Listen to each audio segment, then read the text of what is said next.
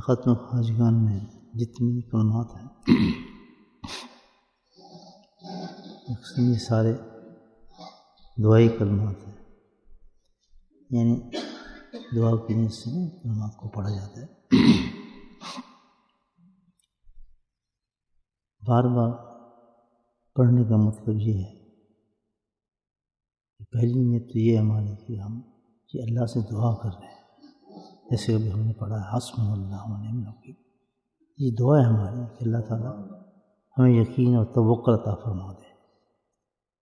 خود ہی ایک بڑی عظیم دعا ہے جو قرآن کے اندر ہے، انبیاء نے مانگی ہے، خود نبی کریم صلی اللہ علیہ وسلم نے مانگی ہے، صحابہ نے مانگی، اللہ نے اس کو قرآن میں بھی بند کیا۔ اصل یہ ہے کہ دعا کریں گے، اس لیے بار بار یہ کلمات پڑھے جاتے ہیں، اور جتنی عاجزی سے اور محبت سے یہ کلمات پڑھیں گے تو دعا ہے، اسی طریقے سے دعا جو ہے اللہ تعالیٰ قبول فرماتے ہیں انسان کی۔ دوسری صفت یہ ان کلمات کی بزرگان دین فرماتے ہیں کہ یہ خود دعا ہیں، دوسری یہ اسم اعظم ہے، ان کے ذریعے سے بھی دعا قبول ہوتی ہے، خود یہ ذریعہ بھی ہیں اور دعا بھی ہیں الحمدللہ، دونوں صفات کے حامل ہیں یہ کلمات۔ تو دو نیت سے پڑھیں، ایک ان کے حوالے سے ہم اپنی دعاؤں کو قبول فرما رہے ہیں ان کے واسطے سے، اور دوسری نیت یہ کہ خود یہ بڑی عظیم دعا ہے، اور اس دعا کا مطلب سمجھیں کہ یہ ہے اللہ تعالیٰ ہمیں توکل دے، بھروسہ دے، اور تو ہی سب سے بڑا ہے، ہر کام کو کرنے والا ہے، اس پہ مجھے تو یقین بھی عطا فرما دے۔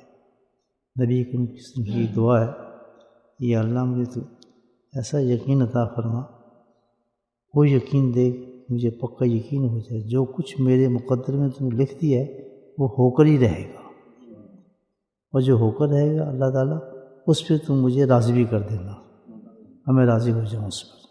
تو دیکھیں کتنا سکون مل جاتا ہے آدمی کو، جو ہو رہا ہے مقدر میں وہ تو ہو کر ہی رہے گا، اور جو ہو گیا اس میں پریشانی کی بات نہیں، اللہ سے اللہ تعالیٰ تو مجھے اس پہ سکون دے دے اور راضی کر دے، اور مجھے اس پہ تسلیم کرنے کی قوت عطا فرما۔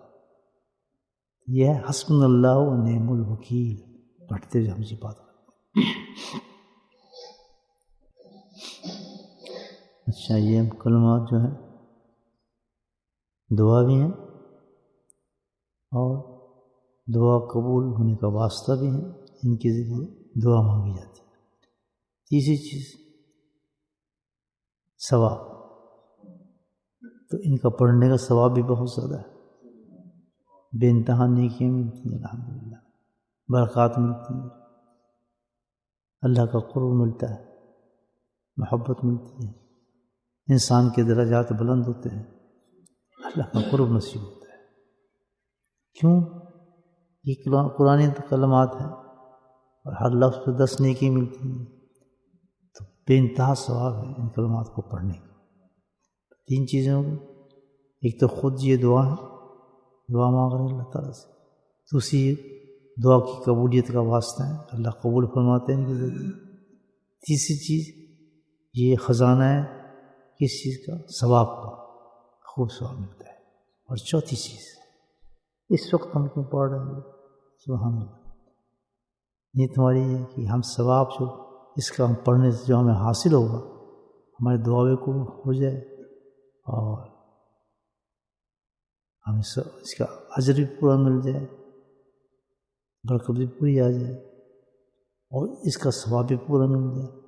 اب ثواب جتنا ملے گا، نیت کیا ہے کہ اللہ تعالیٰ اس کا ثواب جو ہم پہنچانا چاہتے ہیں اس بزرگ کو پہنچانا چاہتے ہیں جس کے ذریعے سے ہمیں دین ملا اور ہمیں ذکر توفیق نصیب ملی، وہ ہیں ختم خواجگان جس کو کہتے ہیں، خواجگان ہیں جن کے ذریعے سے الحمدللہ یہ کلمات ہم تک پہنچے، نقشبندی سلسلے کے جو بزرگین ہیں، تو یہ سب پھر ہم کیا کرتے ہیں، یہ ثواب ان کو پہنچا دے، سارا ثواب ان کو دیتے ہیں۔ پھر مثال کے طور پر اب پہلے کلمے پڑھے پیران پیر عبد القادر جیلانی رحمۃ اللہ کے کلمات، تو یہ کلمات کا سارا ثواب ان کو پہنچایا۔ ریئیکشن کیا ہوتا ہے کہ جو اللہ کے محبوب بندوں کو آپ اصال کرتے ہیں ثواب کا، تو اللہ اپنی رحمت سے فوراً اس بندے پر اپنی رحمت نازل فرمانا شروع کر دیتا ہے، اور جس درجے پر وہ ہوتا ہے تصوف کی، یعنی آپ تو ماشاءاللہ تصوف اسٹوڈنٹ ہیں سارے، جس درجے پہ ہوتا ہے کسی لطیفے پر ذکر کر ہوتا ہے، اللہ سبحانہ تعالیٰ اس لطیفے میں اور زیادہ نور پیدا فرما دیتے ہیں، اس اللہ والے کی برکت سے، اس لیے ہم پڑھتے ہیں۔ جیسے دوسرا کلمہ ہم نے پڑھا، یہ کس کا تھا؟ خواجہ بہاؤالدین نقشبند رحمۃ اللہ کا تھا، ان کی فیوز و برکات الحمد، سارا ثواب ہم نے ان کو پہنچایا اس کلمے کا۔ پھر کیا ہے کہ الحمدللہ ان کی طرف سے رحمت ہمیں نصیب ہوئی ہے۔ یہ ایک مقصد کے تحت پڑھا جاتا ہے، ویسے نہیں ہے کہ ہم بیٹھ جاتے ہیں کلمے پڑھے شروع کر دیتے ہیں۔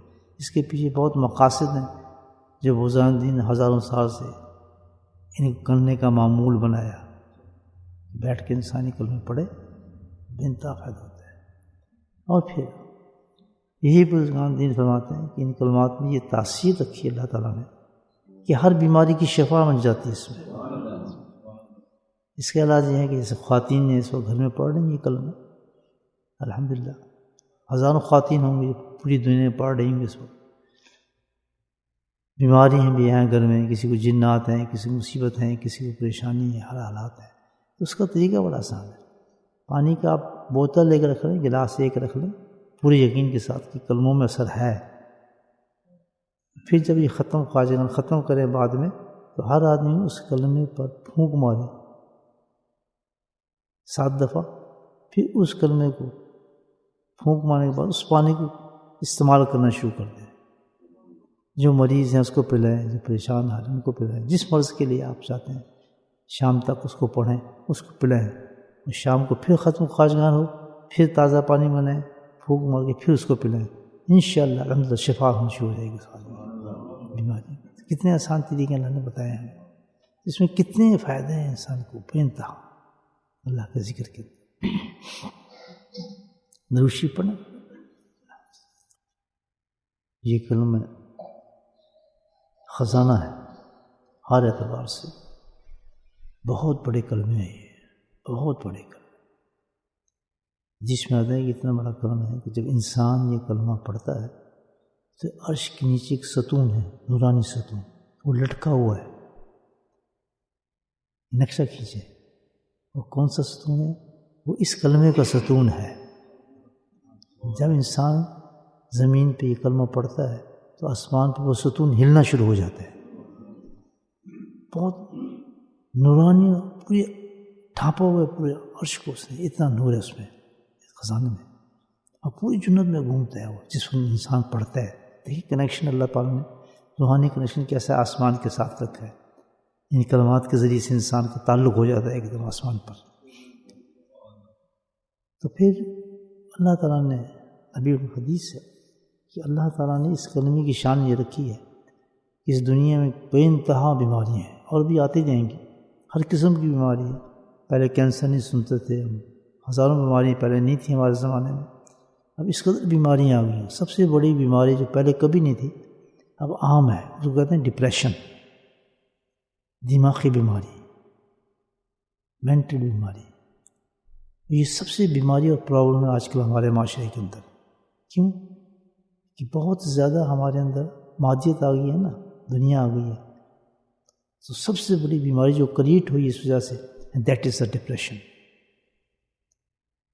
سب انسان اس میں مبتلا ہو گئے کہ خواہشات اتنی ہو گئی انسان میں، وہ ملتی نہیں ہے، ملتی تو وہی جو تقدیر میں ہے، تو انسان ڈپریشن میں چلا جاتا ہے، مجھے یہ کو نہیں مل رہا، مجھے فلاں چیز کو نہیں ملی، وہ ڈپریشن میں چلا جاتا ہے۔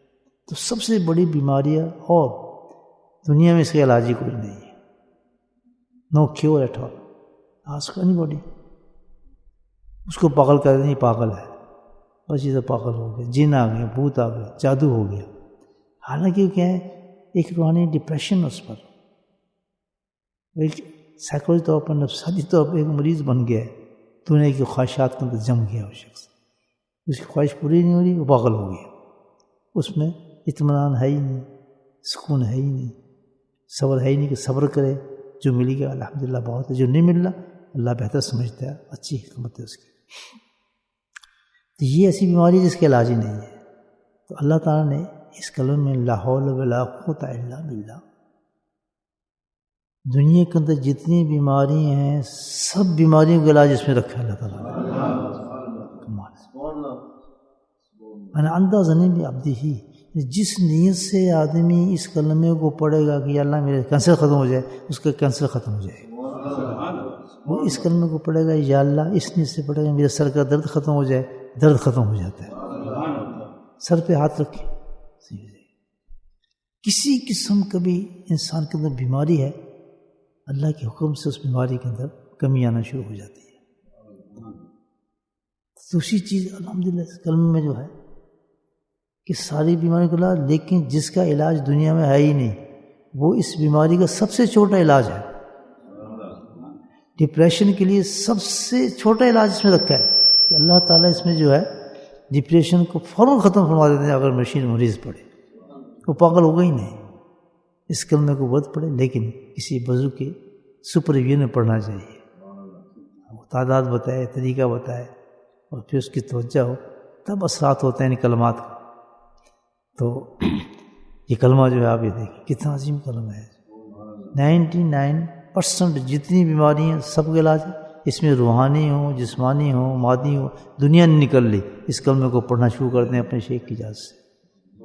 کوئی کام نہیں ہو رہا، یہ وجہ بنتی ہے نا بیماری کی، میرا کام نہیں ہو رہا، اس کا کلمہ پڑھنا شروع کر دیں اور اس سے دعا مانگنا شروع کر دیں.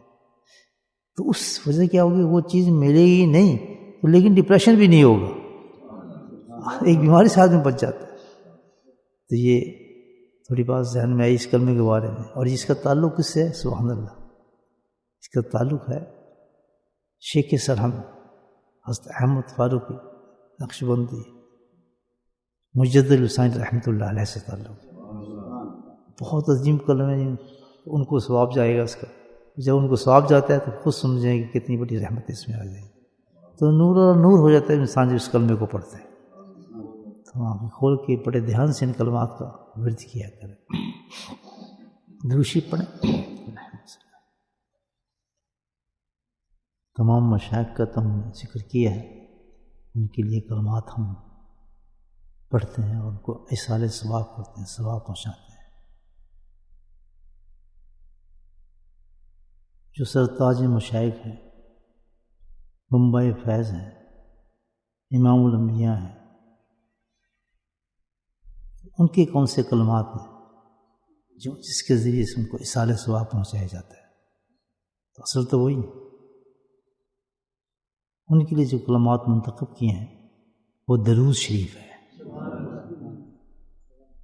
جب دروشی پڑھیں ختم خرچ کریں تو وہ کیا ہے، نبی پاک کو ایصال ثواب کیا جا رہا ہے. تو درود کی شان تو پھر پتہ ہی ہے وہ کتنی بڑی شان ہے. ان اللہ ملائکتہ یصلون علی النبی، میں بھی پڑھتا ہوں، میرے رشتے ہی پڑھتے ہیں. تو اتنا بڑا فعل جو ہو تو اس کا ثواب کتنا بڑا ہوگا جو ہم درود شریف پڑھ کے نبی پاک کی بارگاہ اقدس میں پیش کریں گے. جب درود پڑھا جاتا ہے تو یہ ثواب کدھر جا رہا ہے؟ نبی کریم صلی اللہ علیہ وسلم جا رہا ہے. اس کی برکت کتنی ہے. ابن کعب ایک صحابی تھے، حاضر ہوئے نبی کی خدمت میں. ہر صحابی کا اپنا رنگ تھا. یہ عاشق تھے کس چیز کی؟ درود شریف کے عاشق تھے. کوئی کسی چیز کا عاشق تھا، کوئی کسی چیز کا عاشق تھا. یہ صحابی تو درود شریف کا عاشق تھے. تو حاضر ہوئے کہنا یا رسول اللہ میں آپ پہ درود بھیجتا ہوں، مفہوم بتا رہا ہوں آپ کو حدیث کا. تو اتنی تعداد پہ بھیجتا ہوں.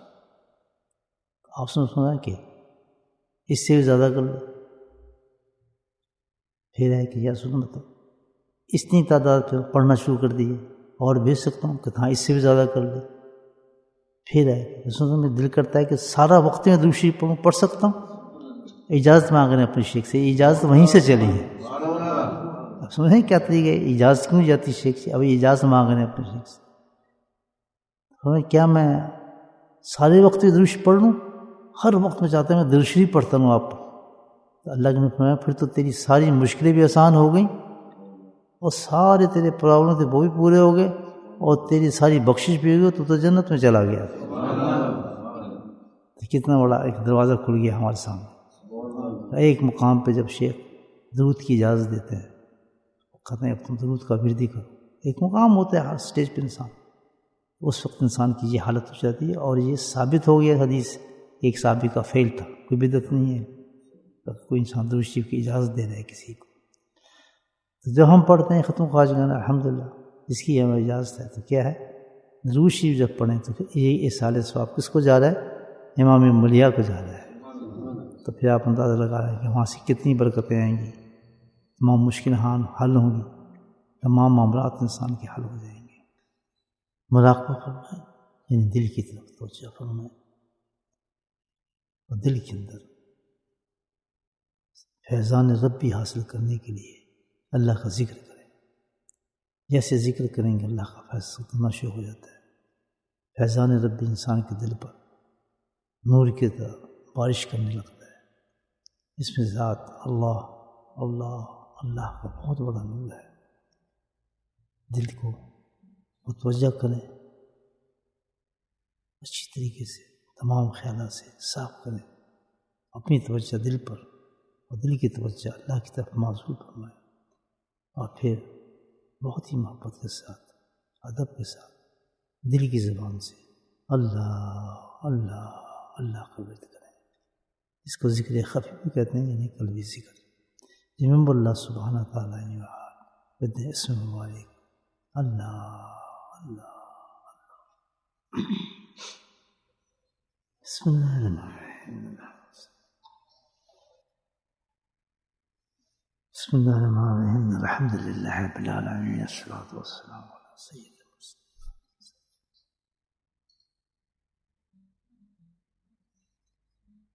یا اللہ اپنی بارگاہ دست میں ہماری تمام دعاؤں کو قبول فرما. یا اللہ آج جو ختم خواجہ ہم نے پڑھے میرے مولا اس کو قبول فرما. جو باتیں تیری محبت ہم سے کہیں گے میرے مولا اس باتوں کو قبول فرما اور جو عمل کرنے کی توفیق نصیب فرما. اے میرے مولا آج کا ختم روزہ ہمارے تمام درجات کو بلند فرما. یا اللہ ہماری مصیبتوں کو دور فرما، ہماری پریشانی دور فرما، ہماری حاجات کو پورا فرما. یا اللہ ہر عذاب سے، ہر مصیبت سے پریشانی دور فرما میرے مولا. یا اللہ تو ہم سے راضی ہو جائے میرے مولا. بار بار اپنا ذکر اور درود پڑھنے کی ہمیں توفیق نصیب فرما. یا اللہ ہمارے سینوں کو منور فرما. یا اللہ ہمارا قلب کو سالم بنا. یا رحم الرحمین اپنے فضل و کرم سے اپنے حبیب کے صدقے سے آج کی تمام دعاؤں کو ہمارا قبول فرما. یا اللہ جن بیماروں دعاؤں کے لیے قائل ان کے بچوں کو اولادوں کو سب کو میرے مولا بیماری سے محفوظ فرما. پریشانی کے لیے جن دعا کیے ان دعاؤں کو بھی قبول فرما. یا رحم الرحمین اپنے فضل و کرم سے ہمارے گھروں میں برکت نصیب فرما. یا اللہ ہمارے گھر میں نمازی پیدا فرما. اللہ رزق کو طیب نصیب فرما، عبادت نصیب فرما. ہمیں رمضان کی توفیق نصیب فرما. یا اللہ ہمارے روزے میں برکت نصیب فرما. یا اللہ رمضان ہمارا سحر فرما. یا اللہ رجب میں برکت دے، شعبان میں برکت دے، ایسی برکت دے جو رمضان تک سے نہیں ملا، اور اس سے ہمارے رمضان کو رونق نصیب فرما. یا اللہ اپنے فضل و کرم سے ہمارے تمام دعاؤں کو اپنے حبیب کے صدقے سے قبول فرما. وصلی اللہ تعالیٰ علی خیر خلقہ محمد و آلہ وصحبہ اجمعین برحمتک یا ارحم الراحمین. سبحان ربک رب العزة عما یصفون، وسلام علی المرسلین والحمد للہ رب العالمین.